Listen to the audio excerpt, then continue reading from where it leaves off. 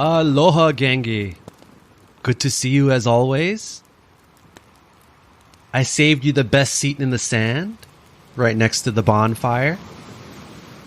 Yep, it's a race car. I spent 7 hours building and shaping the sand into a special seat.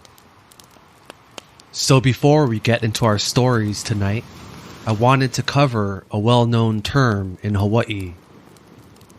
The Japanese word obake refers to ghosts, spirits, or apparitions.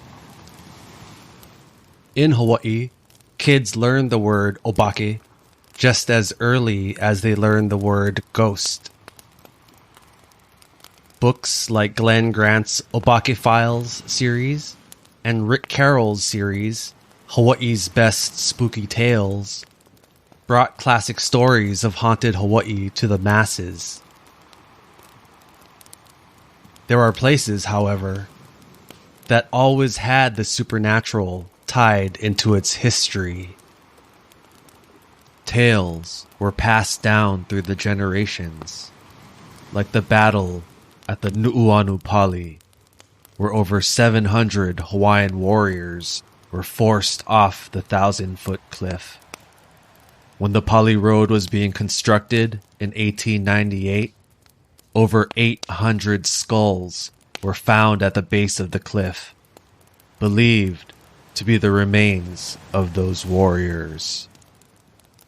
Heiaus, like the Ke'eku heiau discussed in episode 1, are known for the thousands of natives brutally killed on sight for their mana or spiritual power.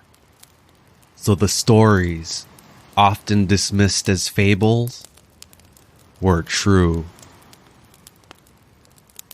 So buckle up, pop open that green bottle, unless you're buckling up in an actual car. Don't drink and drive. I promise this episode has it all. Sex, drugs, rock and roll. Light up some Obake OG Kush. Wink wink, nudge nudge. There's one of the 3 things I promised already crossed off.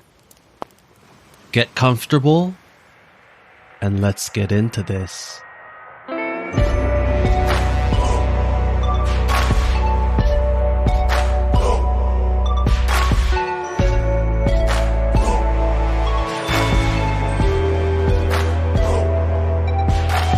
Tales of haunted schools are common in Hawaii.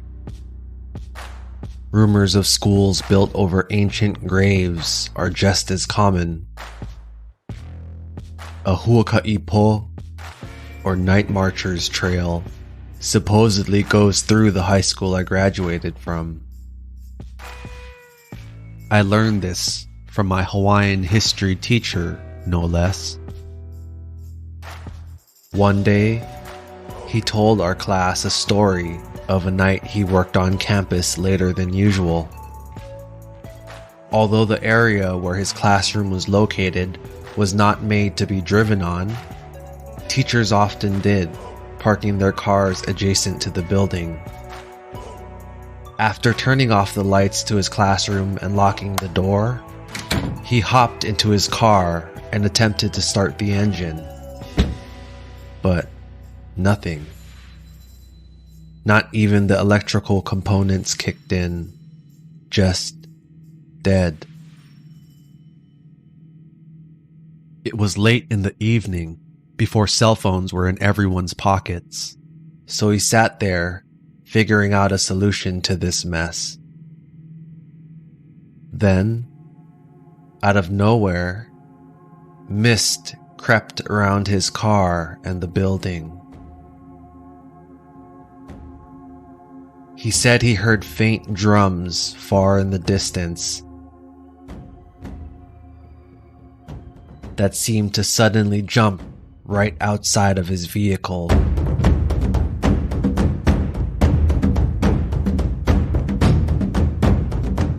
Startled, he squeezed his eyes shut, clenched the steering wheel till his knuckles went white, and buried his face into the back of his hands.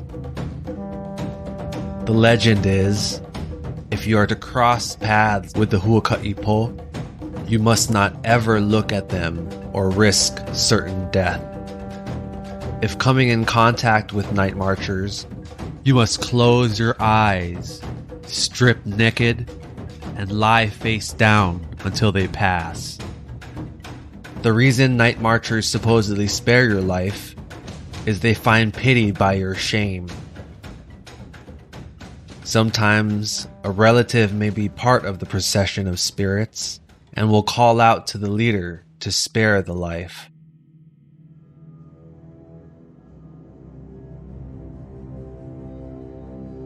My teacher knew this, and not having enough time to strip, buried his face into the steering wheel and waited. The drums continued around his car and almost seemed to synchronize with the heartbeat in his temples. Suddenly, something slammed into the passenger side of his car. Then again, with more force.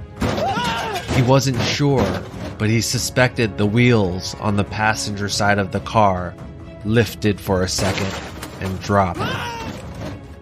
Then again, the invisible force hit the side of his car, but this time, it pushed the car, sliding it perpendicular to the direction of the tires.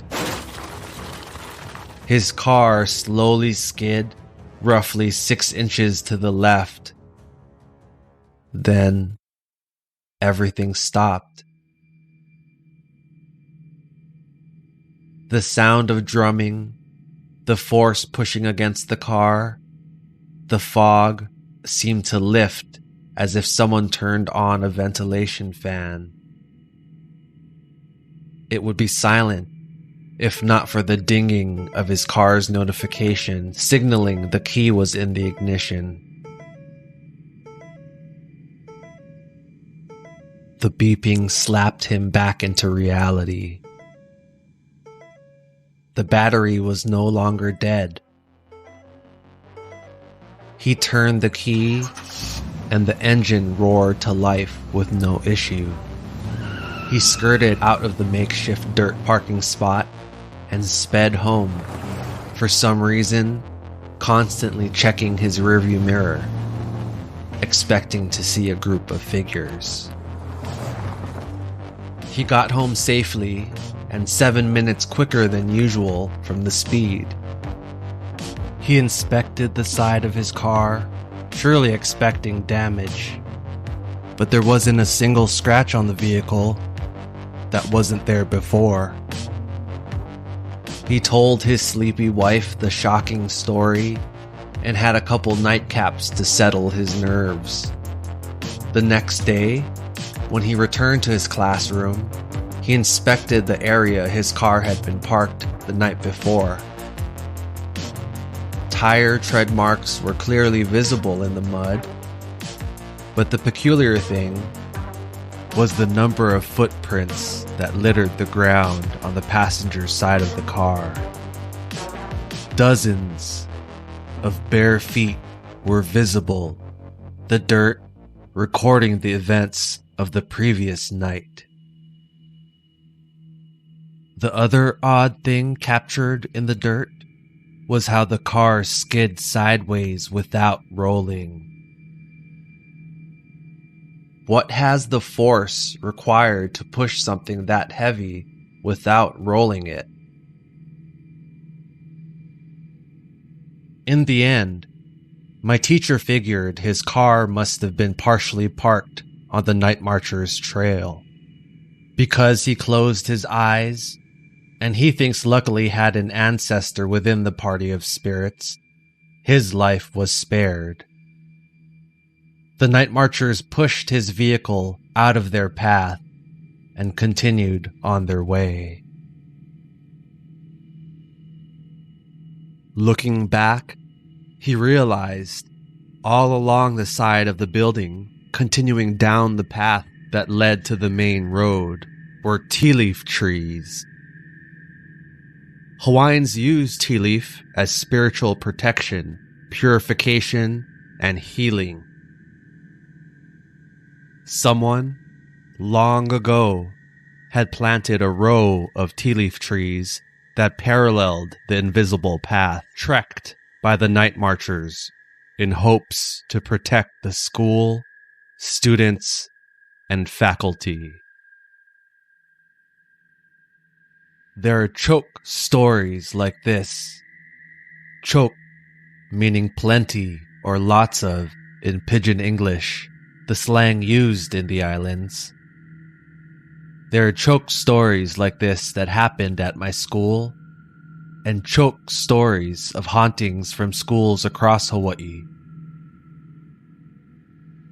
Like my high school, a rumored Huaka'i Po, or Night Marcher Trail, crosses through the Mānoa Valley where the UH Mānoa campus is located.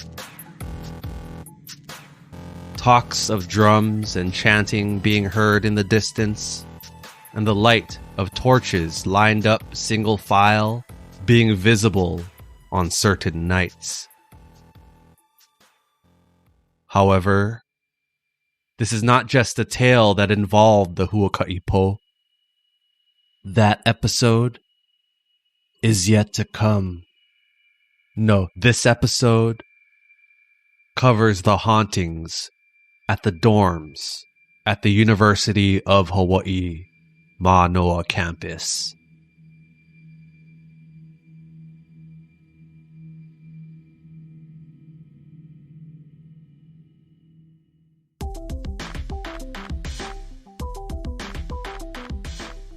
Toshio was excited for his freshman year at UH Mānoa.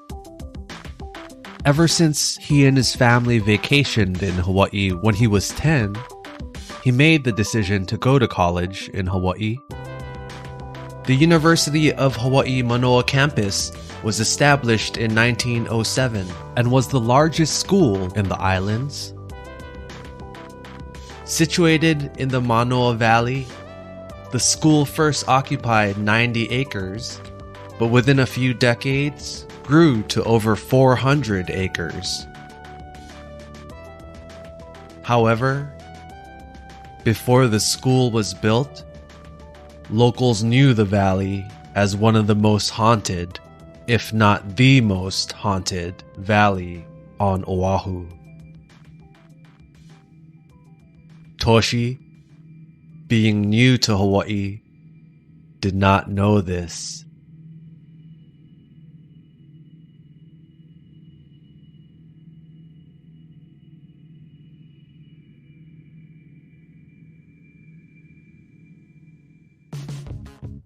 Toshi was assigned his dorm room in the Aloha Towers, a freshman-only complex made of 4 residential buildings.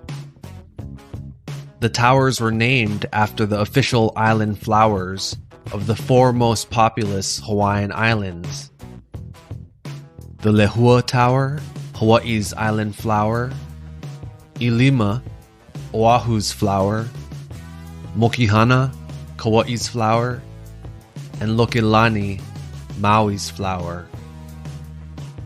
Toshi learned his dorm room would be in the Mokihana Tower, but not having a preference either way, just excited for the outcome.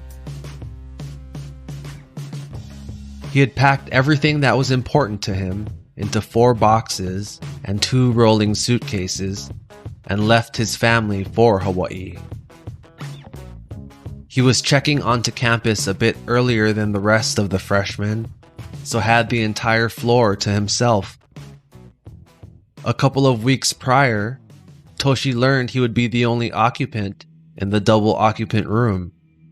Something about his roommate's family pulling him from enrollment after finding out the assigned room, choosing to wait until next year for a new dorm assignment. Toshi didn't mind. No need to adjust his life to someone else's.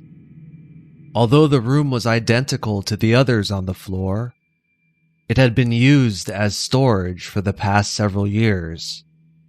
With record enrollment, all available rooms were made to be occupied. The fact his room was the only room in all 4 complexes, besides the resident advisors, that did not house 2 people, was lost to him.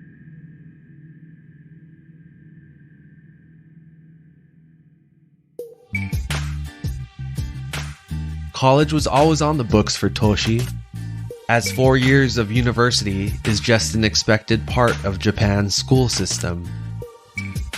He had always excelled in school and could have attended almost any school in the US, but UH was a no-brainer. Toshi burst into his dorm room for the first time, phone in hand, recording the process for a keepsake. He immediately noticed the stench of something, but couldn't put his finger on it. He quickly dismissed it and opened the window. A cool breeze blew in and mixed with the stale stench of the room, slowly clearing the air. Toshi began unpacking enthusiastically, finding the perfect spots for everything he owned. Although he rushed unpacking, Toshi was also kind of a neat freak, so still organized his clothes, school supplies, picture albums, and Japanese condiments, the ones he figured he wouldn't find in Hawaii. The excitement of exploring the campus nipped at his insides. Once fully unpacked, everything neatly in order, Toshi kicked the boxes behind him and took a picture of his finished dorm room. Looks like a picture from the school brochure, Toshi thought, patting himself on the shoulder. Toshi quickly locked up and left to explore the campus. After a couple of hours, his stomach began to growl and headed back to the cafeteria, conveniently located in the Aloha complex. After dinner, Toshi sluggishly headed back upstairs to his room. No one else on his floor had checked in, so all the doors in the cylindrical building were closed and locked.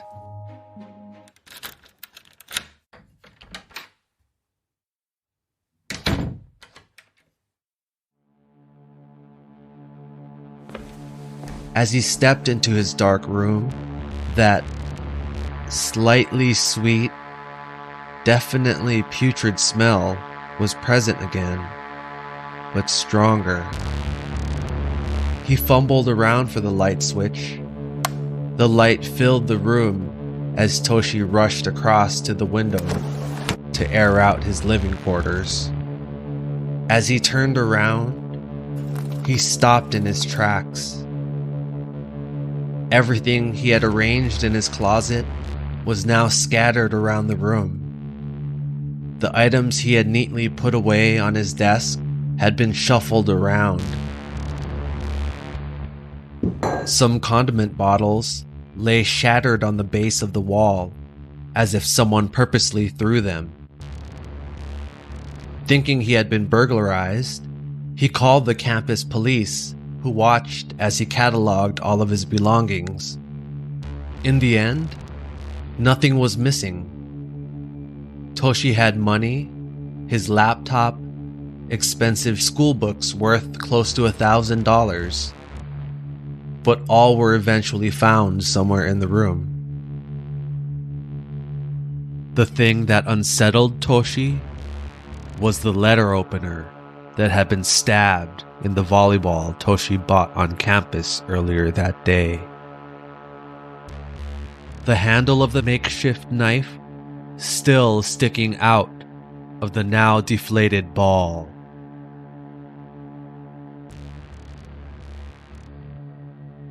Toshi thanked the officers, who figured someone was just pulling a random prank on the new freshman, and closed the door behind them as they left. Toshi, upset, but also slightly relieved he wasn't missing anything, got ready for bed and quickly fell into a deep sleep.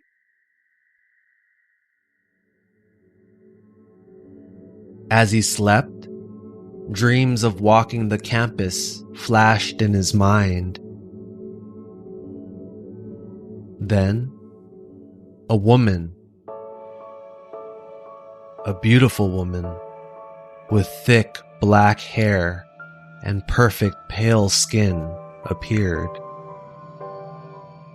Suddenly, Toshi was no longer walking the campus, but was now sitting behind a desk in class during a lecture. The professor droned in the background as he and the mystery woman locked eyes from across the room. Her smile hit him in the gut. Normally, Toshi would have instantly looked away bashfully, but Dream Toshi kept his eyes locked on the woman and smiled back. Now Toshi wasn't what you would call a ladies' man. With his glasses and buzzed head, he was more monk than muscle. He was skinny, pale, and was clueless about the current fashion trends. He often dressed in grandpa sneakers with the socks pulled midway up his calf. His t-shirts, always oversized, had hilarious, poorly translated quotes like "fart sexy style" and "start to stop, the keeping warm jar." All real shirts, by the way. Check out the podcast's Instagram, Ghostlore.of.Hawaii, for fire memes and pictures relating to each episode. You can hit that follow if you'd like as well. Just go press pause and you can do it now. I'll hold on for a sec. The irony was, Toshi was not in on the jokes.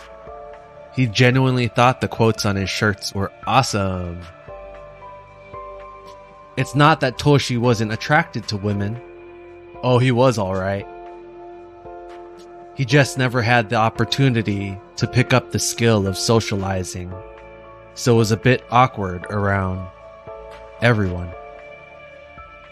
But behind it all, Toshi was a genuinely sweet guy.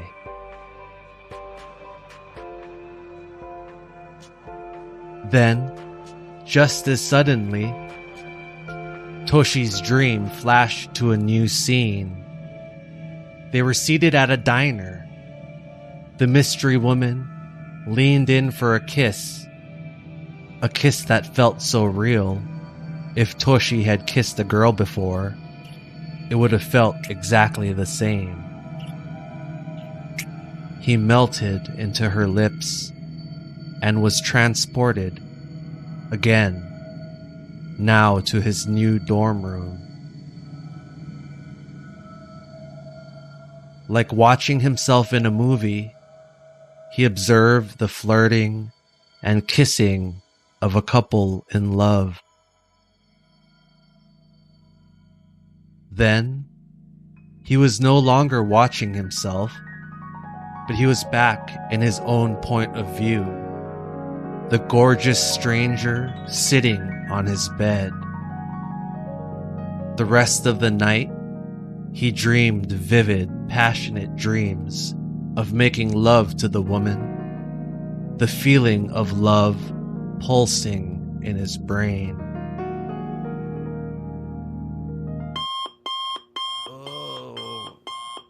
His alarm startled him awake, each beep taking him further away from his fading dream.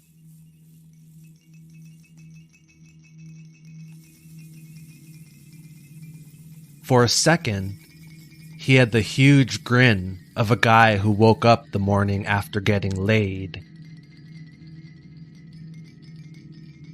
As sleep wore off and life began taking over, Toshi remembered it was all a dream. He sat up, stiff in more than one way. Gross. His body felt exhausted and beat up. The sheets on his bed had not been jostled, so he knew he hadn't been moving much throughout the night. He was damp from perspiration. He fumbled out into the hall and walked to the bathroom shared by the floor, slightly depressed from the feeling of reality. Toshi completed his business and headed to the sink to wash his hands and brush his teeth. He bent over and splashed his face with cold water. The shock rejuvenated and refreshed. As Toshi stood up straight again, his reflection caused him to pause. Ugh. He looked as if he'd been up all night, matching the way he felt. There were dark bags under his eyes, and his cheeks looked sunken. Then he noticed the scratches. First on his arms, then lifting his shirt, Toshi saw his chest, back, butt, everywhere. Huh? He could understand scratching himself while he slept, but some of the scratches were in places he would not be able to reach. The scratches on his back looked as if someone was marking their territory in the thralls of passion. Memories of Toshi's wet dream flooded back, and he couldn't help but blush. A skeleton blushing, Toshi oddly thought.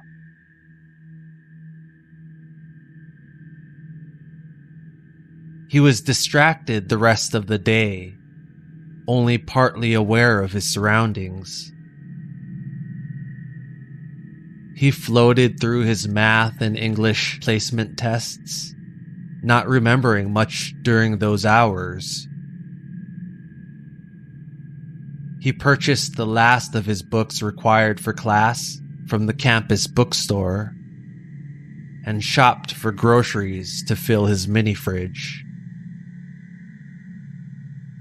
Truthfully, Toshi couldn't wait to go to sleep again, both exhausted from the night before, but also hoping for another romp in the imaginary sack with his mystery woman.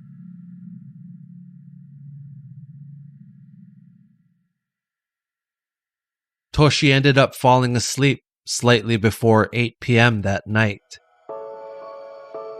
He was instantly transported back to the confident, suave Toshi, the Tyler Durden to the Edward Norton character in Fight Club. The beautiful Asian woman was even more striking than the night before. They walked the beaches at sunset, Toshi staring into the eyes of his love. Her face, a frozen smile, eyes forever locked on Toshi's as they walked. She never spoke in his dreams, even when they made mad love.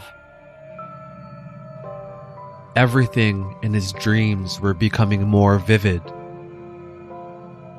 Toshi could smell the sweet scent of pikake on her hair, mixed with something else. Something familiar, but not something he could put his finger on. As the dream progressed throughout the night, the scent seemed to intensify, eclipsing the sweet floral smell of his literal dream girl. As he stared into her eyes, falling even deeper in love. He was jerked awake violently, his consciousness yanked out of the dream back into his body. Toshi smacked at the alarm app going off on his phone. He rolled over, body sore and exhausted again. These dreams were really taking it out of him, Toshi admitted, but enjoyed the feeling of lust, love, and being lusted for and loved. Toshi mindlessly went through his morning routine. Bathroom, splashed his face with water, and brushed his teeth. As he observed himself in the mirror, he noticed not only were there new scratches all over his body again, but there were markings on his neck that resembled bruising. Kubisuju no aza? Are these hickeys or love marks? Toshi had never had hickeys before and was kind of proud to finally be able to showcase his sexual accomplishments, no matter how fake they actually were. These intense sexual dreams happened nightly for weeks. Like Inception, but more like Insection. Oof, bad. Even when fellow freshmen began filling the halls. During this time, Toshi's appearance also began to change. His eye bags darkened from the lack of quality sleep. He lost weight from his already frail body, and his pale complexion was clammy and gray. As his floor mates began the bonding process only the first year away from home can build, Toshi chose his solitude. It wasn't because of his nationality either. There were 3 other international students on his floor. One, Kobayashi-san, even grew up 20 minutes away from Toshi's town. But no, Toshi preferred to stay locked in his room, attempting to live in his dream. When he did leave his room to use the bathroom, his floor mates began to notice the scratches on his body and the bruising around his neck. Hey, that's the guy. What inexperienced Toshi thought looked like hickeys, in reality, really only just resembled bruising, as if he'd been choked by something. Being college guys, jokes spread of Toshi being into erotic asphyxiation, basically being turned on by restricting oxygen to the brain. Bro, he can hear you. Toshi heard the rumors, but didn't care because it wasn't the truth. Actually, he didn't really know how he got the bruises, but he was certain it wasn't from pulling a David Carradine. When the semester began, everyone thought Toshi would break out of his loner routine. Hey, the guy needed to go to class, right? That's why everyone was here in the first place. But nope. Toshi missed all of his classes day 1 and day 2. This did not go unnoticed by his resident advisor on the floor.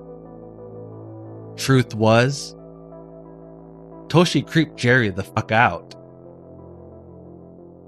Jerry was hoping Toshi would transition to some sort of normalcy once classes started. But this was not so.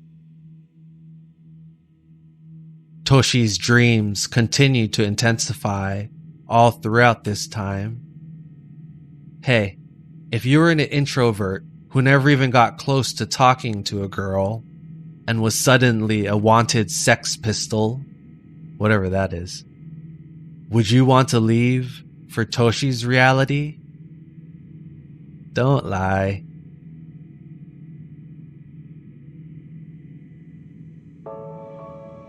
Toshi began falling deeper in love with this mysterious female who showed him what physical intimacy was like.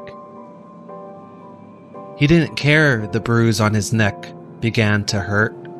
The skin was tender and raw. His bed sheets stank of sweat and that weird smell he noticed on his first day in the dorm room. He also began to notice that same smell on the woman's hair and breath. Toshi didn't care. He loved her for her. He loved her for her imperfections. The woman had a matching bruised neck. Toshi hadn't noticed that before. And her fingernails were chipped and bloody. But whose weren't? Toshi thought as he kissed her neck while she clawed at his back. The pain he felt in his dream, just as real as the love. Hey, Tosh. Jerry waited for the door to open. He knew Toshi was in there. When was he not? Jerry was concerned when Toshi stopped coming out of his room altogether a while back, but quickly learned Toshi had been relieving himself in bottles and cans he had trashed in his room. Jerry had a talk with Toshi about not being able to do that in the dorms, and probably shouldn't do that anywhere. Since then, Toshi had been going to use the bathroom once or twice a day. Showers were not as frequent. Jerry heard the rustling of bedsheets through Toshi's door and knocked once more. Hey, Toshi, it's Jerry. He heard the clanging of items being knocked over, then the slow march of a kid not fully awake. The door unlocked, and a whiff of hot, stale air escaped out of the crack. Ugh, Toshi, Jerry said, concerned. There's something rotting in your room. How did you not notice that? Toshi mumbled something about not having a good sense of smell, but his thick Japanese accent made it difficult for Jerry to be certain. Tosh, I'm a bit concerned. It's your first semester and you haven't gone to any of your classes. And you look horrid. And bruh, you smell worse. And geez, did you roll around in some keave trees? Keave are usually found on beaches and is notorious for its spindly, thorny branches that scatter beneath its shade, puncturing many a rubber slipper. Hawaii Body Piercings, LLC. And what happened to your neck? Jerry exclaimed, inspecting the bruising on Toshi's neck. The guys are saying you're into choking yourself. Now look, I'm all into self-discovery during college. You know, I've gotten freaky deaky during my first few years here, but not if it's taking a negative toll. And brada, it is. It wasn't like Toshi disagreed. He knew reality from make-believe. He knew he was being lolo. He overheard the word lolo being whispered whenever he left his room. Bruh, that's the lolo kid. Never mind him. In Pidgin, Lolo basically translated to dumb, stupid, or crazy. He knew he was dumb and stupid for missing class. His parents were shelling out a lot of money to ship him overseas. But was he crazy?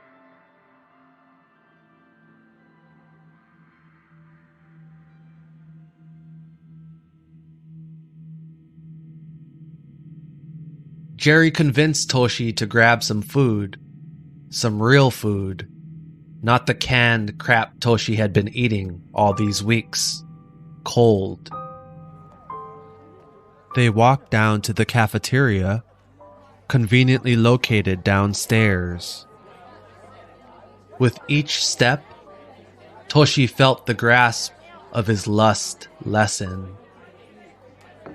When the two sat to eat, Toshi took a bite of a chickenish type of patty covered in gravy next to some instant mashed potatoes. "Yeah, sorry we couldn't go somewhere nicer," Jerry apologized. But before he could finish, Toshi had began tucking into his plate two-handed. Toshi felt the hunger of weeks of malnutrition. Surprised and relieved, Jerry grabbed another dinner, a few rolls, and a variety of fruit, and placed it in front of Toshi. After he finished his entire meals, Toshi instantly began to bawl. The bliss of his meal and the dissipating grasp of the dream world gave Toshi a sense of relief he'd never felt before. He cried to Jerry, blaming it on being homesick and tired from having nightmares, not mentioning the woman or the sexual nature of the dreams, as they were still in the cafeteria and people had already began to stare at the two. "You think he misses mommy?" "Hey Tosh, do you want to just stay over in my room?" No, Toshi okay. "You sure? We can watch No!" Toshi yelled and slammed his hand on the table. Okay, no worry. Just offering. No, Toshi apologize," Toshi said, unsure of where the anger came from. Toshio felt bad. He knew something was off about his dorm room, but wasn't ready to spend a night away from his room or woman, no matter how crazy it sounded. "You think Tosh Roro?" Toshi asked in his broken English. Most other people would probably think Toshi was Lolo. Only the coincidences were too common, thought Jerry.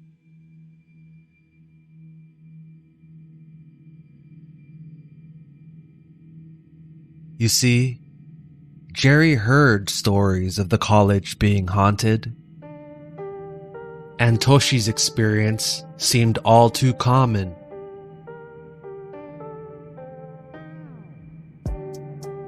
Jerry grew up in Kailua, on the east side of the island, so was well aware of its hauntings.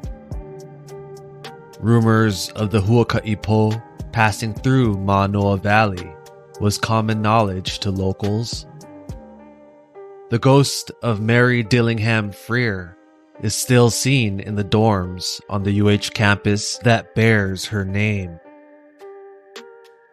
Mrs. Freer had strong ties to the Hawaiian community, and, as in life, her apparition is seen wearing white, roaming the halls, key ring jingling, and the scent of her perfume wafting throughout the building.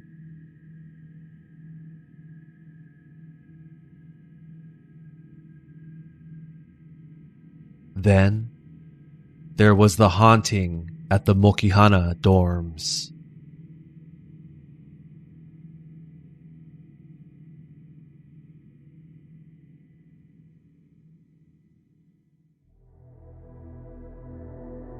The tale went, Emma, a shy freshman girl from a small town in North Big Island, moved to Oahu to attend UH. Her parents were extremely strict, so she was glad to be getting some freedom. Everything seemed to be working out great. She was getting good grades and had made a bunch of new friends. She had also started dating Scott, a UH junior from California who was on the men's volleyball team. The UH team was nationally ranked, so the athletes were like gods. Maybe more like demigods.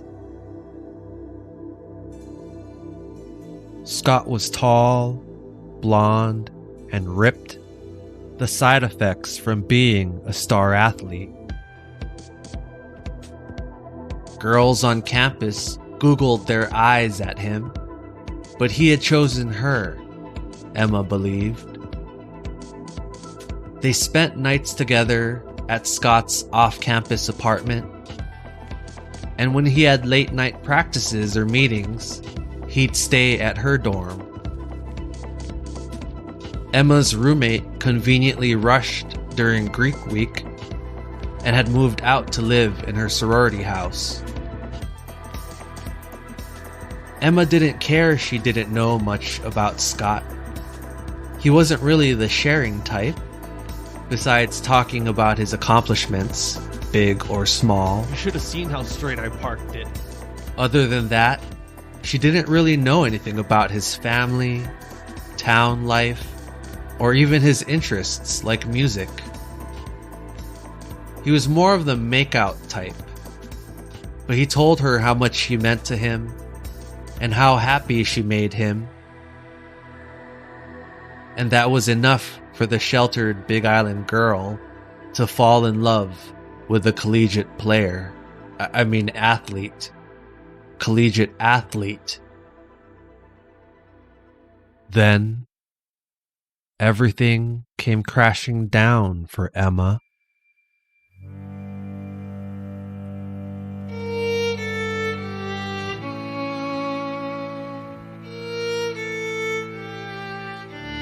And that wraps up part 1 of our 2-part story.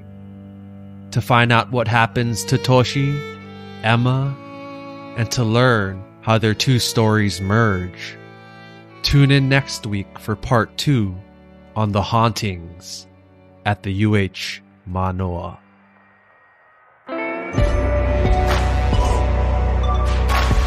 Thank you so much for tuning in this week. I'm so sorry the episode was a little delayed. You know, life.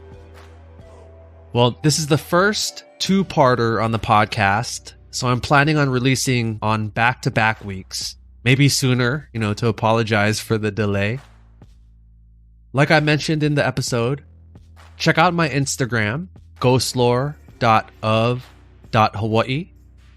I like to post a lot of the visuals that tie into each episode.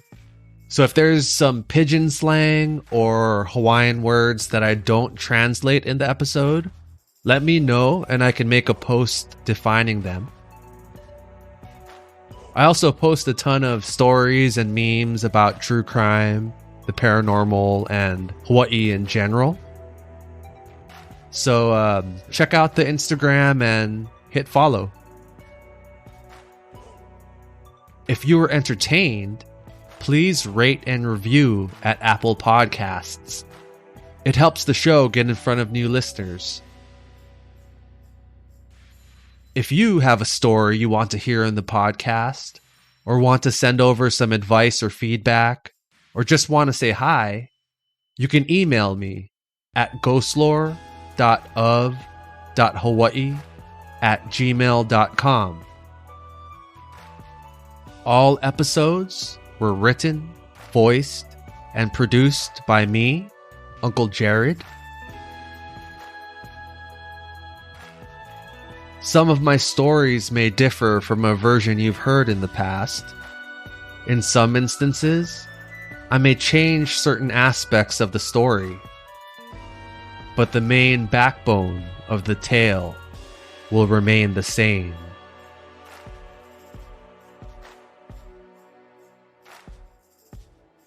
Some names and locations may be altered for privacy's sake. Although I aim for the historical facts to be accurate, the main purpose for this podcast is for entertainment, then education. So although I aim for the information to be 100% true, I cannot guarantee it will be. If you're curious about any historical fact, please research that topic to be sure.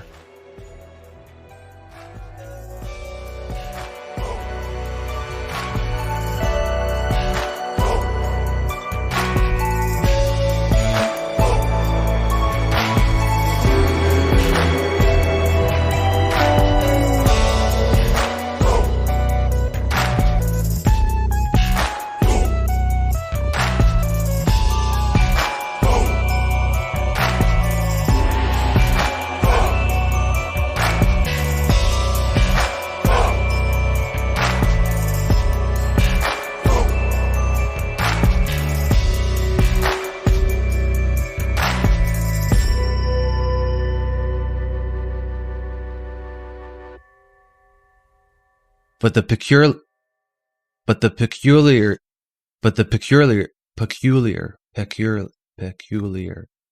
the peculiar thing